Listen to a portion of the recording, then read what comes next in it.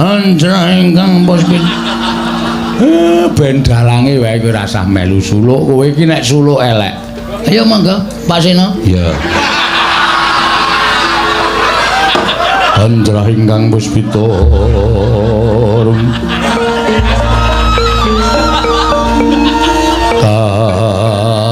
Kasiring samirana mrih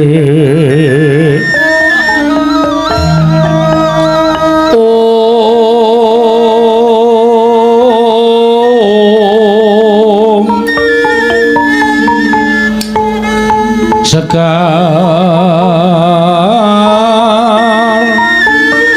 kadung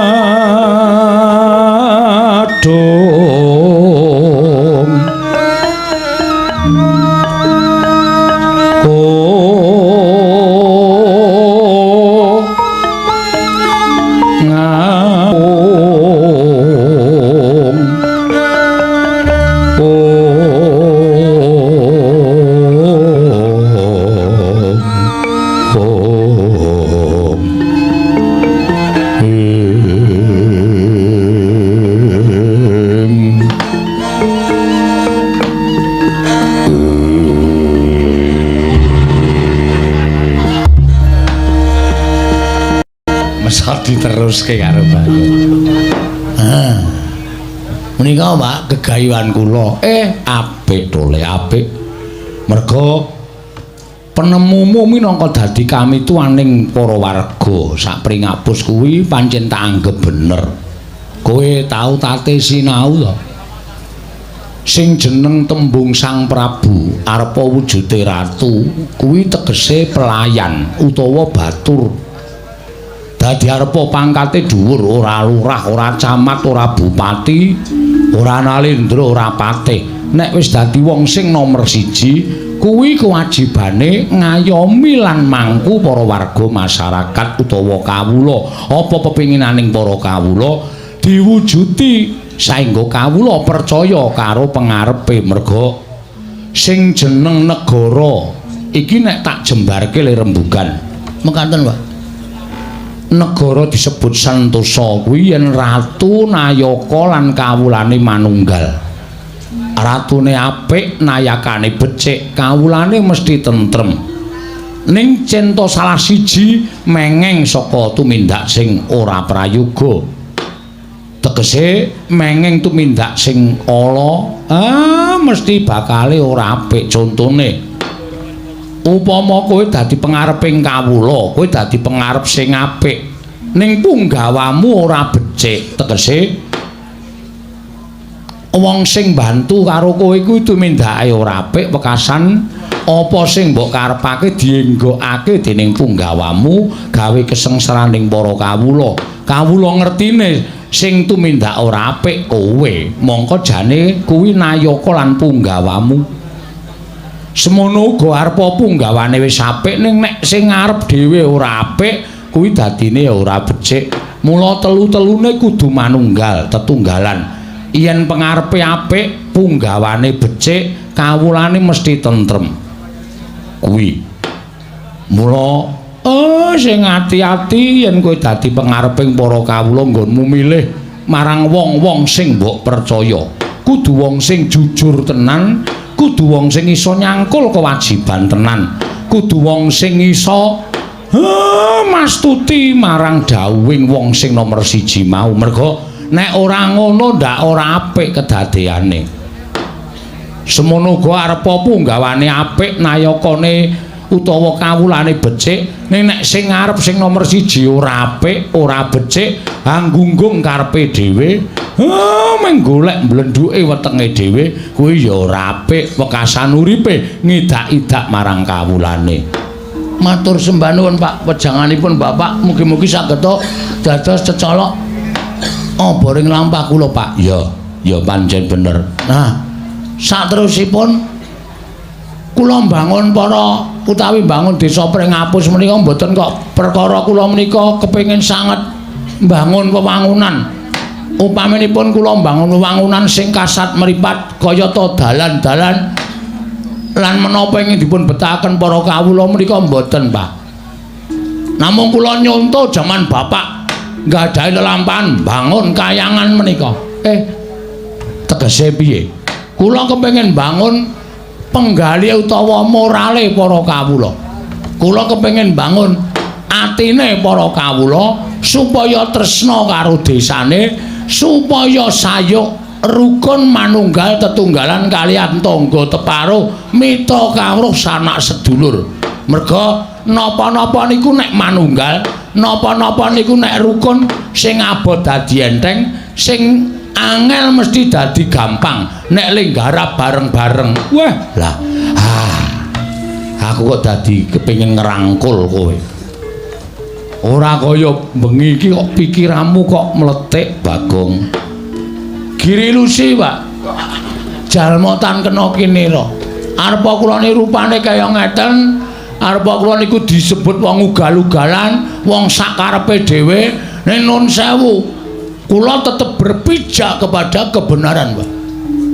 Mula ora aneh nek kula ditresnani dening para kawula sak pring apus mriki. Iya. Sapa sing salah, kula salahke. Sapa sing bener, kula benerke. Menyaring permasalahan jangan hanya satu pihak, tapi dua pihak. Ditakoni piye perkarane. Nek kabeh wis padha ngaturake apa sing dadi perkarane, digelar, digulung, digoleki bener lan lupute. Kaya ngoten niku mak cara kula.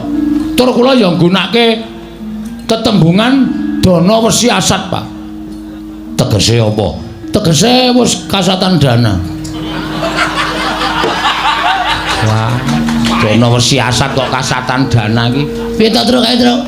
Dana wesiasat ki padha karo sama beda dana denda, ngono kae nek cara ratu. Sama beda dana denda. Heeh.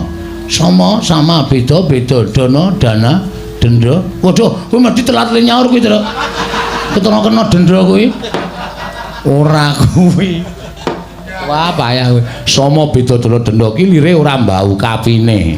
Lho, arepa sanak kadang sedulur kulawarga. Nek salah ya dihukum sak murwat. Ning arepa wong liyan kebrayan, nek pancen kuwi labuh tumraping desa, kuwi wajib diwenehi apa jenenge kuwi anugerah utawa pakurmatan utawa diwenehi hadiah karo sing kawogan. Nah, menika Pak, artinipun dana wesiasat menika ngaten menika. Ora ngomongake sedulur sanak kadang kulawarga bojo. Wingi bojo kula bar kula pasung 3 dina, Pak. Sebabe padu kali tangga kula. Sareng kula saring aspinganu perkano permasalahane ternyata sing salah bojo kula. Kula pasung ning pawon 3 dina. Saiki pun bebas tanpa bersyarat. Iya ngono kuwi apik, ngono bener. Dadi kula ora beda-bedake tenan. Kaya anak kula niki pancen kurang ajar tenan kelakuane. Nek mboten kula hukum, mboten kula pasrahke sing berwajib ndak tuman. Monggo anak kula sing laporke kula dhewe, Pak. Weh, bagus kaya ngono kuwi. Kuwi apik tegese kowe ora beda-bedake kulawarga. Dumeh kulawargamu anak bojomu luput tok tutup-tutupi nek waliya luput sithik. Mbok ketok-ketokke kowe dadi pengarep ora sah utawa ora bisa ditresnani dening para kawula. Tenan, Pak. Oh, lah janjane masalahe apa? Mendem, Pak. Weh. Pun kula elekke, ora ngombe kaya ngono kuwi. Kowe pisan kas ketok mulih nganti mambu alkohol titenono. Aku mulih le muni mung nyaut tampar katutan sapi. Aku kira ngapa-ngapa, Pak. Aku menggawa tampar kemlereh nang dalan. Aku mburine nang sapine. Goleki sing duwe kula laporke. Kuwi nek wong sing wis klebon kaya ngono kuwi eleke nang kaya ngono. Eleke nang kono kuwi. Mula ngati-ati. Mula mlebu desa kula niku wis kula kei tandha. Saenodrak. Waduh. Apa kuwi gong tegese? Mbah, aku ya manut wong-wong kuwi. Pokoke desa Pring Apus anti narkoba. Men nom-nomanku ya do apik-apik terus. Iya. Mergo nek wis nganti klebon kaya ngono kuwi wah ngeri. Kuwi padha karo bunuh diri secara pelan-pelan. Sudah tidak ada obatnya. Iya. Mula tak teliti tenan. pendak-pendak ana bocah nom sing saka Jaban Nangkah mlebu ning desa Pringapus kene tak teliti manggon kene entuk ning setiap saat tak cek bocah kuwi nggawa memala apa ora mergo mengko nek nganti nggawa memala nulari karo cah nom-nom desaku kene kacau balau tonggak kuwi jejeg adeke desa kuwi ning pundhake para nom-noman nek nom-nomane do salah dalan kaya ngono kuwi medeni lho ha iya bener kok ngono ya bener aku seneng kuwi kok ha iya wah apik kuwi kok ngono kudu tegas 12 jam sekali tak cek weh kos-kosan kuwi mergo saiki nyemelangi sekolah ki adoh-adoh kon-kos malah meteng ha iya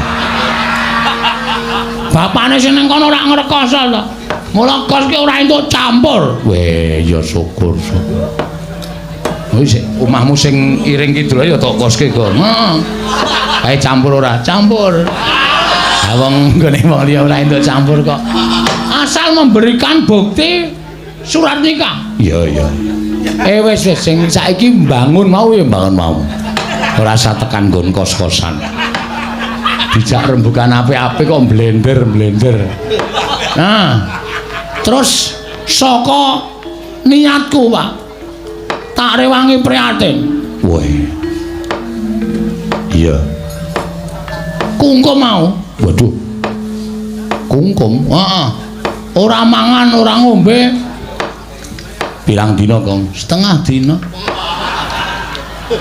wit beduk tekan sore tekan bengi ora mangan ngombe terus nyemplung kali aku kungkum ngatas karo dewaku pengen piye carane desaku kuwi maju wewangunane seranane aku kudu nglakoni prihatin tapa brata kok dilalah entuk pangsit aku Pak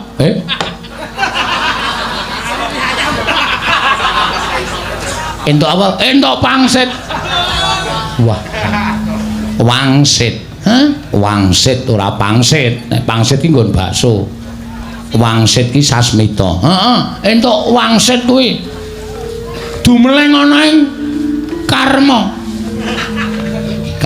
Karna suarane halus kae Pak ngilahe Mas Tunama Sidam Sekaring Bawana Langgeng Sekar Mayang tak kira nek gomblo kok gomblo kaya lagune gomblo ya ngilahe Sekaring Bawana Langgeng Bul Dewa Dewa misek karo aku Pak wisike dewa ngene iki pengendikane dewa sing tak tampa Bagong desamu bisa maju wewangunanmu bisa kasembadan waton kudu ana tumbal sing tok pendhem nang tengah-tengah desa tumbal apa kuwi tumbal apa Gong aja sembrono tumbal apa le aja sembrono santai tenang ora usah do terkejut mulane bapak tak rawuhake iki mergo aku urung paham apa sing dingendikake dewa tengah-tengah desamu kuwi pendemana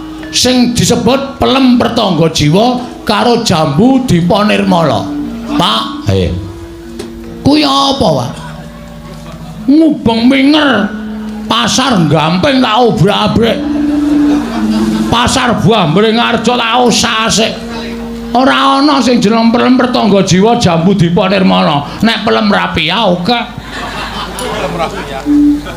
kuwi rambutan lho ya pelem rapia ora ngawur pelem aromane oke nek pelem pertangga jiwa jambu diponirmala kok ora ana iki kuwi jane apa ya Pak legek ugek sadulita mel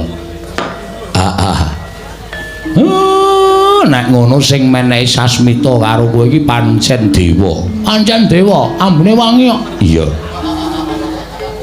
merga sing disebut pelem pertangga jiwa jambu diponirmala kuwi ning jagat ora ana lho terus anane cukule ning kayangan waduh kayangan iya kuwi daharaning para dewa kuwi daharaning para widadari dewa ki ora mangan wohing dami tegese ora mangan beras ora mangan apa-apa sing cukul ning lemah jagat Bantala iki ning sing dipangan ya kuwi pelem pertangga jiwa jambu diponirmala ombenane tirta amerta kuwi para Jawata. Lah nek ngono apa pancen kuwi dewa dawuh karo kowe supaya kon gayuh pelem pertangga jiwa jambu dipa nirmala. Wah, la edan iki. Ha iki nek arep nang kayangan metu ngendi, Pak? Nek saka kene nganu liwat Widireja ora. Terus mengko nek tekan Palbatang Palbatang. Liwat ndi? Kayangan iki nggone ora ning jagat, ning nang dhuwur ning antariksa. Waduh, ngrekoso meneh iki kok dadi angel Pak gegayuhanku. Nek janjane nek kowe kepengin niat tenan, aku iso. Iso piye? Iso nggayuhke, iso no, Kang. Aku iki ora ngerti kabare kok. Bapak iki klebu dewa. Ha iya le. Iso bapak iki klebu dewa kok. Masa, Pak? Dadi kabar sing sumebar nang masyarakat akeh padha ngandhake nek bapak ki titising Sang Hyang Ismanto iki bener lho. Wah, Ismaya, Ismaya iki bener lho. Iya, monggo le padha ngarani ning aku ora rumangsa titis dewa. Ning aku tepung karo Bathara Guru kuwi nalindraning dewa iki aku kenal, aku tepung. Jare bapak iki kakangane Bathara Guru. Iya, biyen. Ning mergo aku keluputan aku terus didunke ning jagat. Dadi wong kaya ngene iki. Ning upama bapak munggah ning kayangan, guru sing ngaku nek aku ki kakangne. Asik, ngene wae, Pak. Bapak munggah ning kayangan nyuwunke pelem pertangga jiwa karo jambu dipa nirmala kuwi digawa ning jagat, engko tak pendeme ning tengah desa men dadi syarat srana nggonku mbangun desa kelakon, Pak. Ayo kene, Pak. Kenapa? Ge menyang, Pak? Tak pesenke Grab. Semar ning kayangan ki ora numpak kendaraan. Ning Semar ning kayangan ki munggah sarana ngambah dirgantara. Ning nek aku sowan ning kayangan mongko aku kanthi badan wadak, dewa-dewa mesti nesu. Ah jarene kowe kakangane Bathara Guru. Dewa-dewa mesti do wedi karo kowe. Arep padha wedi karo aku ning aku ngurmati jejering aku titah. Dewane kuwi sembaning titah. Aja nganti aku malang kadak wani karo dewa. Terus piye iki? Piye, Pak? Apa ora mesake karo aku? Mbok kowe mesake to, Pak? Piye carane supaya pelem pertangga jiwa karo jambu dipa nirmala iso tekan donya? Tak pendeme. Nek bapak ora sak biantu karo aku terus aku kon sambat karo sapa wis? Gareng ya sing ora iso golek pelem pertangga jiwa. Paling pelem gadunge dikrokoti dhewe. Petra ya sing ora iso goleke. Wis saiki nek ora bapak sapa wis? Apa bapak ora mesake karo aku? Masyarakat wis tak janjeni supaya ngenteni nggonku mbangun desa iki lho, Pak. Nek bapak ora mbudidaya isen aku, Pak. Wirang tenan aku. Bantunen, Pak. Wong ya ora ngentekke prabayake kok mir-mir. Kok njur mir-mir lali. Pak. Guys, Pak. Mesake aku, Pak. Iya, sabar, rasa kesusu, Bagong, rasa kesusu to, Li. Sigra-sigra yen permana kanca. Sigra ngrakit nawang sesangka.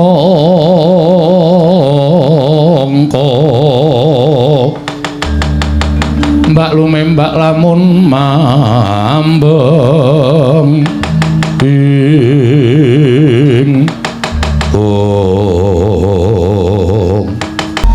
Sapa Pak iki? Iki kok ana. Lho iki kok aneh to iki kok. Keleke papat. Kanjen Bagong ki cah ora dong. Manik Maya sing gedhe pangapuramu ya pancen aku sing ngrawuhake marang kowe Bathara Guru. Kakang Ismaya mboten dados menapa. Kula ngaturaken bekti kula kunjuk Kakang. Ya tak tampa. Pangestuku tampan ana ya. Giripati.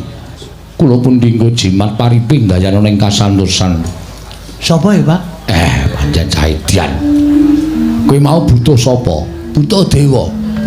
Ayo kuwi dewa. Kok kaya pemain sirkus. Kurang ajar tenan. Pukulun bekti kula kunjuk pukulun. Iya nono garing ulun nampa. Pangestu ulun tampanono kula punika jimat paripin dayana ing kasantosan dipun sekecaken pukulun. Iya nono garing. Kaya wis ora kurang prayoga. Pukulun ngaturaken bekti kula kunjuk pukulun. Iya Petruk ndak tampa kaliwat pangestuku tampanono kula punika jimat dipun sekecaken nggih pukulun. Iya Petruk kaya wis ora kurang prayoga. Wah iki to jenenge pukulun to. Pukulun sapa? Aku mana pukulan. Bathara Guru. Lho kok ora nggawa stop map. Bathara Guru iki dewaning para dewa. Wah, pukulun, selamat pukulun. Selamat apa? Selamat Hari Guru. Pahlawan tanpa tanda jasa. Pancen caedian. Anggepe guru SD nu apa piye? Sampeyan sinten pukulun? Ulun Bathara Guru. Bathara Guru napa ulun? Lho, ulun Bathara Guru, kita Bagong. Kula Bagong sanes kita. Wah iki nek ora digenahke suwe lho to iki to. Mergo iki angel bocah iki donge angel acah blokon kok dadi pengarep kuwi lho. Jak omongan cara dewa kok ora ngerti. Kula ngaturaken sembah mangabekti kula kunjuk nggih, Bathara Guru. Ulun tampa. Lho ulun meneh. Ora liwat pangestu ulun kita tampani. Kita nendi mau, Pak? Ora ngerti. Kok sing ngaturke bekti aku kok sing diparahi pangestu kok kita. Kita iki kowe. Oh, aku kita. Iya. Terus nek aku nyeluk Bathara Guru, pukulun. Nek Bathara Guru ngarani aku, kita. Nek Bathara Guru ngarani awake dhewe, ulun. Oh. Wis paham. Dipun sekecaken anggenipun lenggang nggih kita. Lho. Kok kita piye? Kita iki jare kowe. Kowe iki aku ngarani kita iki ra gawe bingung lho. Ming masalah ketekan dewa aku iso stroke lho iki. Wis moko iki manut wae sing ngomong ku ben bapak. Bathara Guru. Kula wonten dawuh Kakang Ismaya. Sing gedhe pangapura aku ngaruhake kowe ana bab ing bakal ndak andhake marang kowe. Inggih. Kakang Ismaya badhe paring pangandika menapa? Iki ngene. Kowe mundur sik kowe. Cah petuk ora dong. Tak tembungke. Tembungke apa? Jare mau butuh pelem. Wah. Rong keranjang. Manut le maringi. Sing mateng lho, Pak. Nah, aku ki rak ditangisi karo anakku Bagong. Sebabipun menapa, Kakang? Teka jengan dika Kakang nampi penangisipun pun Bagong. Bagong ki nembung karo aku dheweke arep bangun desa.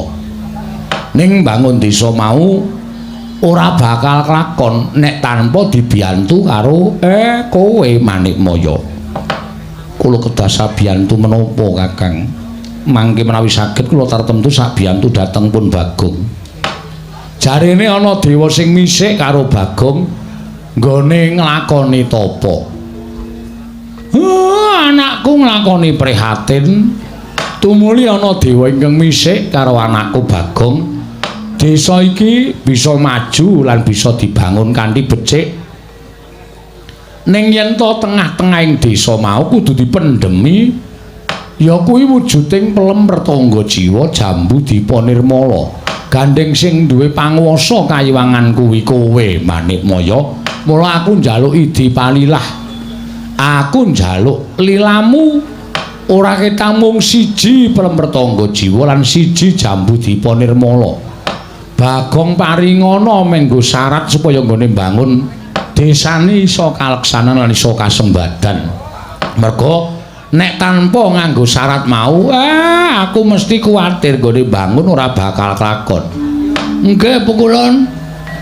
Kula nyuwun Jambu Dipa Nirmala kalih pelem pertangga jiwa mboten ketang namung ingkang cilik-cilik Sing cilik iki jenenge apa? Sing pentil-pentil. Sing cilik-cilik. Petro iki senengane mancing-mancing ora. Aku kira mancing jeneng woh sing cilik iki ana jenenge lho, Kang. Lho, woh sing cilik iki ana sing jenenge. Mulane opek pelem kok cilik iki jenenge pelem sing pentil. Mula nembung mboten ketang sing alit-alit sing mentah mboten apa-apa pun. Ning sing penting kula pikantuk pelem pertangga jiwa jambu diponirmala. Ya, Pak? Heeh. Lek kowe isih ngaku aku ki dulurmu tuwa, mestine kowe ora kabotan bantu karo anakku Bagong. Merga dikapak-kapakno iki ya isih ponakamu dhewe. Iki isih kulawargamu, wong iki ya anakku, aku kakangmu. Mestinipun mengaten, Kakang. Dipun menapak-menapokno Kakang Ismaya menika tasih kadang kula sepuh. Lah iya, mula aku njaluk ora ketang siji. Wenehno karo anakku Bagong. Pelem mertangga jiwa lan jambu diponirmala. Nanging kula nuwun sewu. Kula gadah syarat supados sak mangke kula ngaturaken pelem mertangga jiwa lan jambu diponirmala. Syarate apa? Apa dadak tuku? Apa dadak dijoli apa kondo? Nek Semar duwe mesti tak aturake, tak wenehke karo kowe. Nek syarat mau aku ora iso nglakoni ya sing gedhe pangapuramu. Aku ora iso ngaturake jer. Nyatane aku ki wong sekeng wong ora duwe. Aku ki ming batur, aku ki ming Panakawan. Syaratipun boten awrat. Tuwin boten wujud brana pijes Kakang Semar. Lah apa? Syaratipun kula namung kepengin wonten titah setunggal. Ingkang boten nate nyembah kalian kula, boten nate tata krami kalian kula. Kula badhe maringaken pelem pertangga jiwa lan jambu diponirmala menawi titah menika purun nyembah kalian kula saha ngaturaken tembung basa kebaing tata krami kalian pun manik maya. Weh, lah sapa kuwi? Apa anakku Gareng? Apa Petro apa Bagong? Yen pancen anak-anakku kuwi pancen bocah sing ora kena ditata. Mula linampa ya kudu nganggo ati sing sabar, nganggo ati sing ikhlas. Mboten Kakang. Lah sapa? Kula namung nyuwun jengandika Kakang Semar wiwit dinten menika kedah nyembah kalian kula. Kedah basa kalian kula jernyatanipun kula menika dewaning para dewa. Kula menika sesembahanipun para titah. Sak jagat menika sami nyembah kalian kula namung setunggal titah ingkang mboten nyembah inggih menika pun Kakang Semar inggih Kakang Ismaya. Kula badhe maringaken pelem pertangga jiwa jambu diponirmala. Menawi Kakang Semar kersa nyembah kalian pun manik moyo kersa ngakoni bilih kula menika sesembahanipun Kakang Ismaya saha Kakang Semar ngaturaken basa kalian kula Kakang Semar Badranaya. Caca muntap lirik netap duka yayasine pecoco pang mawi ngawangis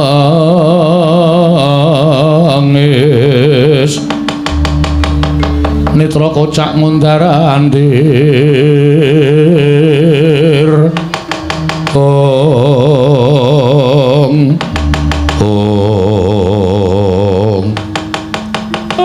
aku inggih Kakang Semar manik moyo kosik to aku kira dulurmu tuwa to apa saiki aku dadi wong kere aku dadi gedibalen ning jagat aku mung dadi Panakawan ning ra aku iki isih dulurmu tuwa. Aku iki isih Ismaya, Ismaya iki kakangmu. Nek wong sak jagat pun nyembah karo kowe merga kowe iki dewaning para dewa sembahaning para titah. Mangsa bodho. Ning apa ya kowe tegel yen to kowe ngendhak karo dulur Werda. Kowe ngendhak karo Semar Badranaya supaya aku nyembah karo kowe. Lah kok abot timen syarate. Lah kok dadi kaya ngono kowe mentala karo aku. Mentala ngendhak karo kakangmu dhewe. Aku wis ngalah ora urip ning kayangan. Aku mung trima urip ning jagat, mongko uripku mung dadi batur, uripku mung dadi kawula cilik. Kuwi wae isih arep mbok idak-idak sirahe kakangmu dhewe supaya aku nyembah karo kowe, supaya aku basa karo kowe. Bagong, lah kok syarate abot temen dole. Syarate apa, Pak? Lho kowe kira ngrungokke apa piye, Gong? Aku makler iki mau. Caidan ora. Wah, ya ora ngerti kaya wan krungu wong crita iki penak banget. Tangi-tangi Semar wis dole Bathara Guru, Bathara Guru. Apa Pak ene masalah? Kowe arep diwenehi pelem pertangga jiwa Jambu Dipa Nirmala. Ning kudu ngorbanake karo bapakmu, Bagong. Waduh. Ngorbanke maksude? Ngorbanke aku kudu nyembah karo adhiku, aku kudu ndodhok, kudu laku ndodhok karo adhiku. Kudu tata krama, kudu basa. Nggonmu arep bangun desa kok ngorbanke karo martabate bapakmu dhewe, Bagong. Aja, Pak. Aja. Jangan, Pak. Jangan kau lakukan itu, Bapak.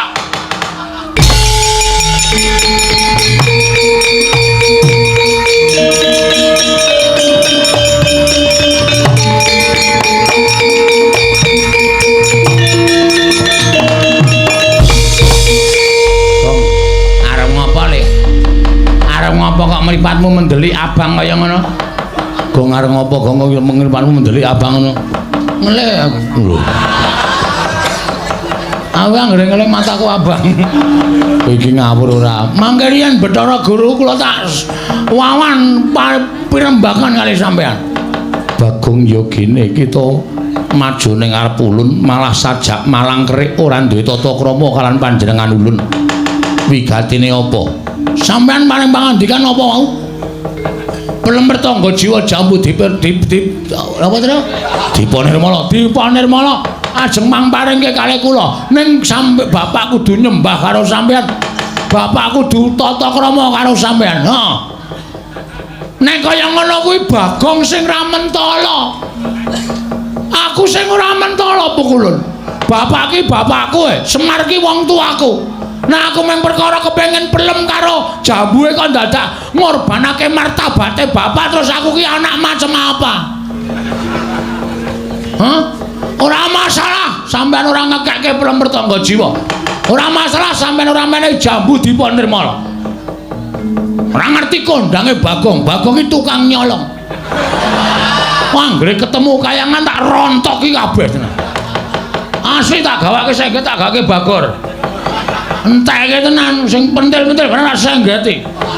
Ben mangkel aku. Ora urusan pokoke. Senggeti kok gedhe cilik tak senggeti pokoke.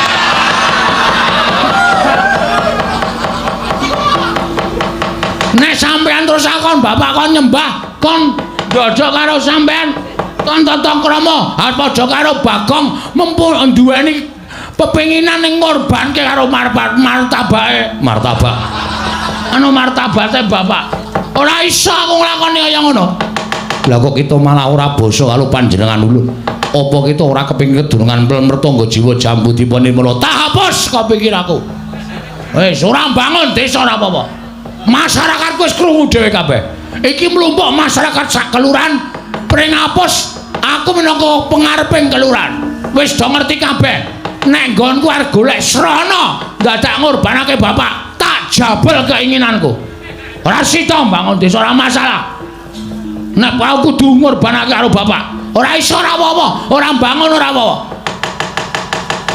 Lah kok dadi kita malah wani karo panjenengan ulun. Wani wae sing tak wedeni apamu? Bagong ora wedira sapa-sapa ae.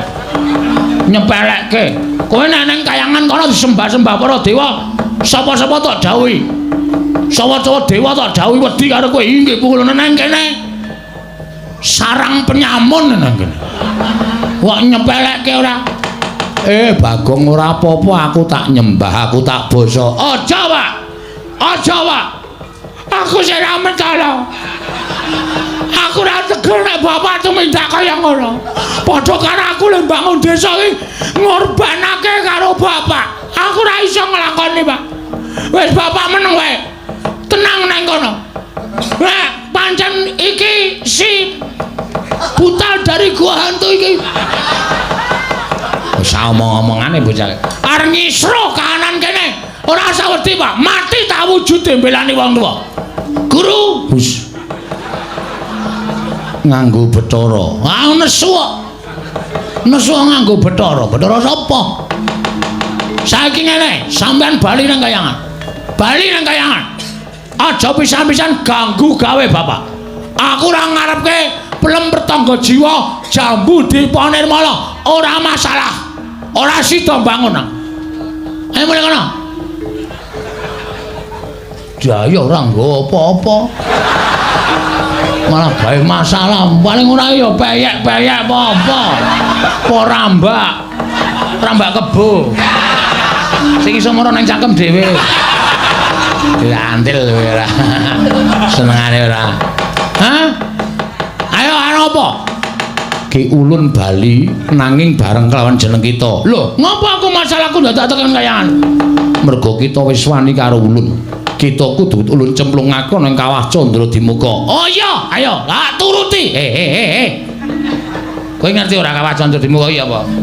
Kolam renang to? Kolam renang dongkol matos. Kawah Candra Dimuka ki isine geni, gecemplungke wong sing dosa-dosa kuwi kata-kata lain ki neraka. Weh, lho salahku apa? Kok aku dicemplungke nang ngendi? Neraka. Neraka? Hah? Kita wani karo dewa. Wani iki ra mergo kelakuanmu. Nek sampean ora ngendhak karo bapak, aku ora bakal wani karo sampean. Sapa wae sing arep ngina karo bapakku, sing arep ngidak-idak martabate Bapak Semar, aja kok menungso. Dewa wae aku ora wedi legane atiku. Ayo, arep tanganmu papat. Kowe iso nggawa pedang, iso nggawa celurit, iso nggawa tombak, iso nggawa apa-apa. Nek ora wedi mungsa kowe. Yen ngono, Karang Kadempel bakal ulun bumi angus. Karang Kadempel gane Semare. Kleru kowe, ya kono bumi angusen. Bagong edan ora. Bagong desamu iki jenenge apa? Prengapos. Kok Karang Kadempel. Guru kok kleru. Dewa kok luput.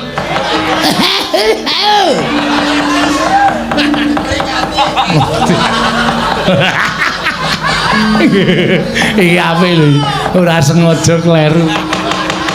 Isin aku wirang bebareng.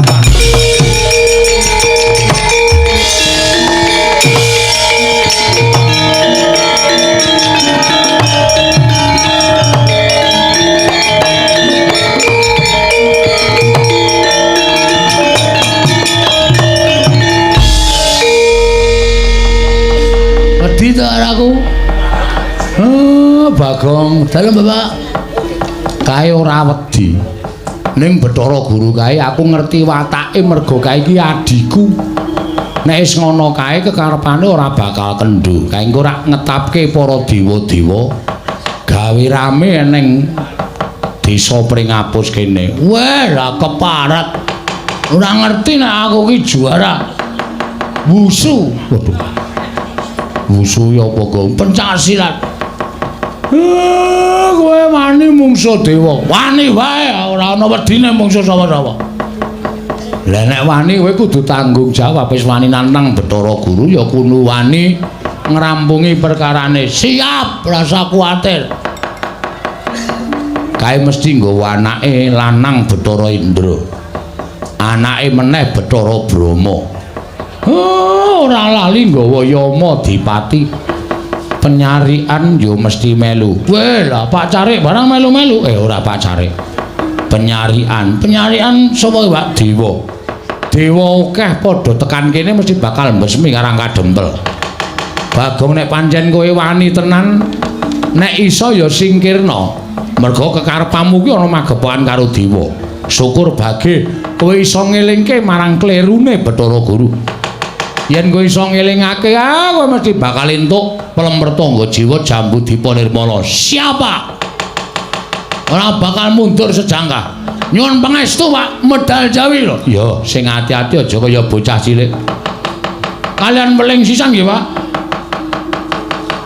Nek enten napa-napa kula mangragati sisan tulung dijejerke kalih. Anu sapa? Dukuh Lawas. Ora pun sedo. Iki jajarane ana anu selolane mang keduk sisan. Lho, dienggo sapa? Dienggo kula. Lho. Lah kok kowe malah pamit mati? Ah mesti mati mungsuh dewa. Bathara Brahma niku dewaning geni. Monggo kula ming kaya ngene. Bathara Brahma nggawa tepas. Genine mlayu ngobong kula mati. Yamadipati dewa tukang jabut nyawa kula lagi mlayu-mlayu jabut nyawane modar. Arep urip saka ngendi? Pun titip sisan dibancaki tekan 1000 nggih, Pak. Aja ngono, kok aja pesimis. Aku ora bakal wegah. Aku mbantu karo kowe. Kowe adikku kok, Le. Kowe adikku, Agong. Kowe lara tambani tak tiliki, kowe mati aku meneng wae. Aku iki kakang sing kepiye? Wah, Mas Gareng.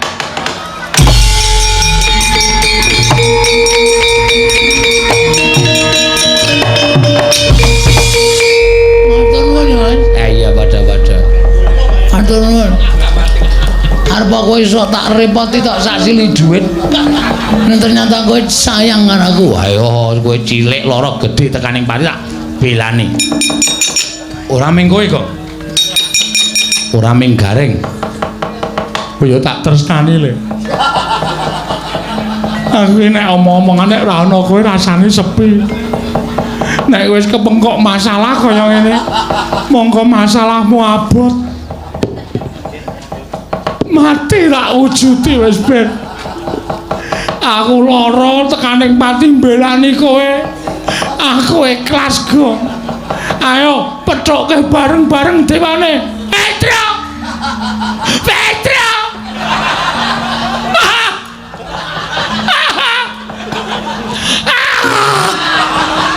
Petro.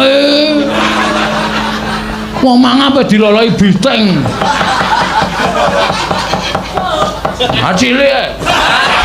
Anak gede sisan. Ramaya Petro kakakku Petro. Ayo Petro.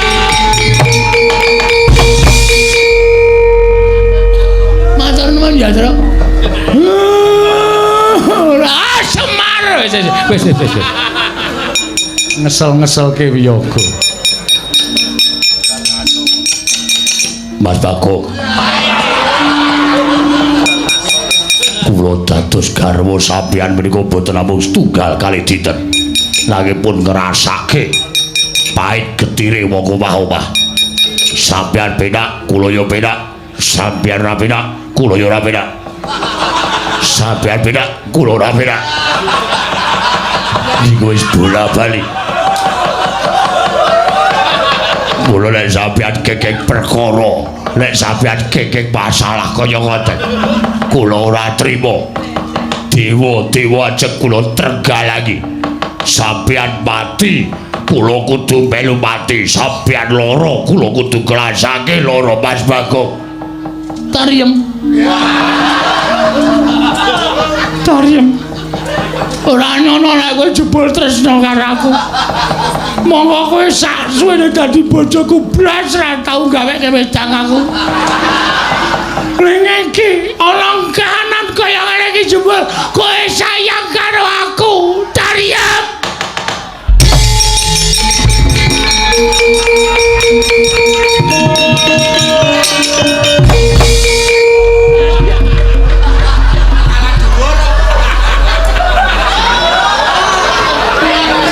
Ayo karo bojone kalah dhuwur. Dadi ngrangkul entuke nggon kono. Tariem.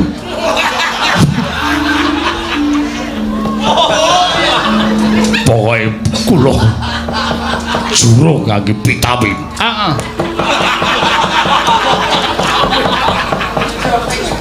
Gabres lho, Kang.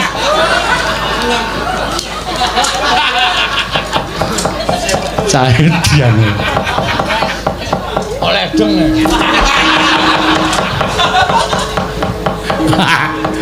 Wis ya, Tru, aku tak dhisik. Metu njaba methoke dewa ya, Tru. Ya sing ati aku nusul ya, aja kuwatir. Aku nusul.